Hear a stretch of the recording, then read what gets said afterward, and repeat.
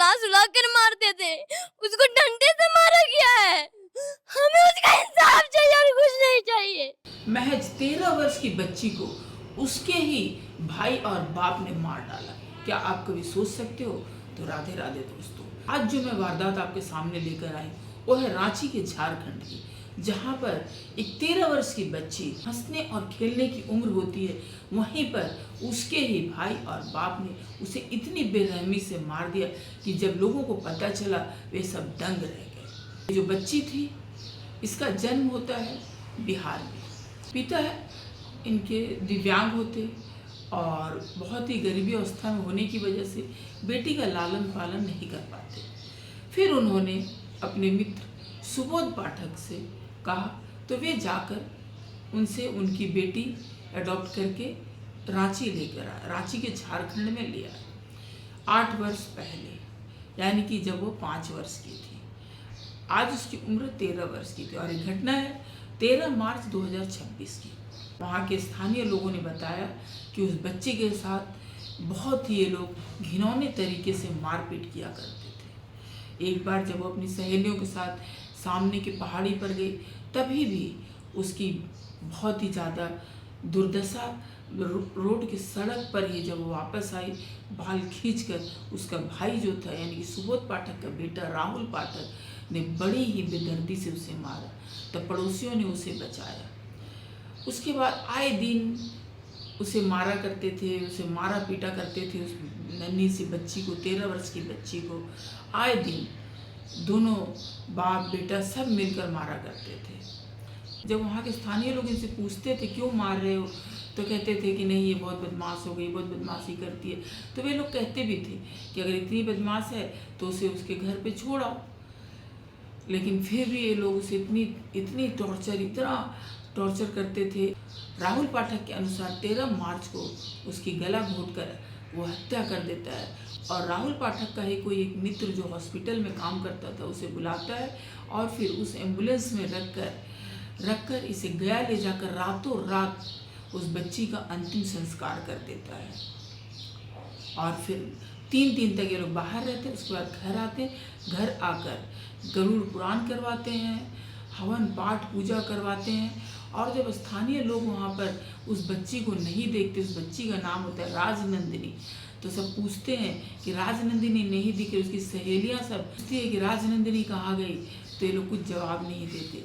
फिर जब स्थानीय लोगों को शक हुआ तो वे लोगों ने पुलिस में कंप्लेन करी।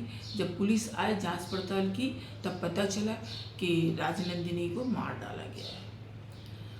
आप उसकी राजनंदिनी की एक सहेली रो रो कर फूट कर बयां कर रही है अपना दर्द, आप लोग भी सुनिए। हम लोग पहाड़ की साइड गए थे तो उसको मारा गया था। कौन मारता था उसको? उसके भैया मारे उसकी थे। सहेली की इस तरह की तड़प देखकर, जो रो रो कर फूट कर कह रही है, उसकी तड़प देखकर आपको भी रोना आ जाएगा और ये पता चल जाए कि वो लड़की इतनी बदमाश नहीं थी जिस तरह से दरिंदों ने उसके साथ दरिंदगी की। उसको मारा गया, उसको बहुत गलत तरीके से मारते थे, उसको सुला सुला कर मारते थे, उसको डंडे से मारा गया है। हमें उसका इंसाफ चाहिए और कुछ नहीं चाहिए। हमें चाहिए उसका इंसाफ चाहिए और कुछ नहीं चाहिए तो उसको मार डालेंगे। हमको चाहिए।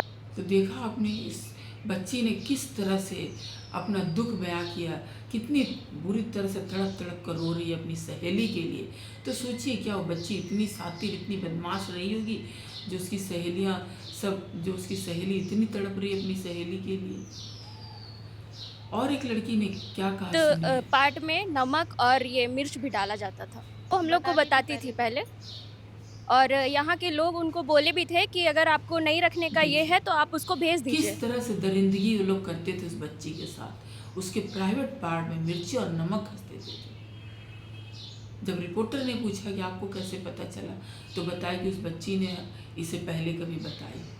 सोचिए इतनी भी कोई दरिंदगी करता है उस महज 13 वर्ष की लड़की के साथ, और मुंह बोले भाई इतनी दरिंदगी, और झूठा इल्ज़ाम लगाया कि उसका मेरे साले के साथ चक्कर था, वो इंस्टाग्राम में चैट करती थी। इतनी दरिंदगी कोई कैसे कर सकता है? 8 साल तक जिस घर में एक बच्चा रहता है उसके साथ इतनी बड़ी दरिंदगी, कभी उसे एक्सेप्ट ही नहीं किए लोग। मैं कहती हूँ ऐसे लोगों को किसी को अडॉप्ट करना ही नहीं चाहिए था, जो लोग किसी को रख नहीं सकते। उसकी गरीबी की हालत आज उस बच्ची की जान ले ली। उस बच्ची का यही कसूर था ना कि वो गरीब परिवार में जन्म ली। क्या हमारे समाज में गरीबी होना इतना बड़ा जुर्म बन चुका है कि कोई भी कुछ भी उसके साथ कर सकता है? उस बच्ची के साथ जो भी हुआ बहुत ही गलत हुआ। पुलिस इन दोनों को, आप देख सकते हो कि ये दोनों मुजरिम मोटे गेंडे किस तरह से पुलिस ने इन्हें धर दबोचा है। देखिए किस तरह से इनको पकड़ लिया गया है। और अब देखते हैं पुलिस क्या फैसला लेती है। आपकी क्या राय है इस पर कमेंट करके ज़रूर बताइएगा। इन दरिंदों को किस तरह की सज़ा मिलनी चाहिए कि आज के दिन में जो बच्ची को अपने घर में पाल रहे उसकी ही ये लोग हत्या कर देते हैं।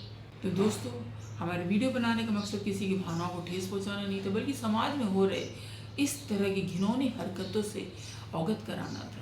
आपको आज की हमारी बताई हुई सच्ची घटना अच्छी लगी तो प्लीज़ लाइक शेयर सब्सक्राइब हमारे चैनल को जरूर कीजिएगा, ताकि इसी तरह की घटनाओं से हम आपको परिचित करवाते रहेंगे। राधे राधे दोस्तों।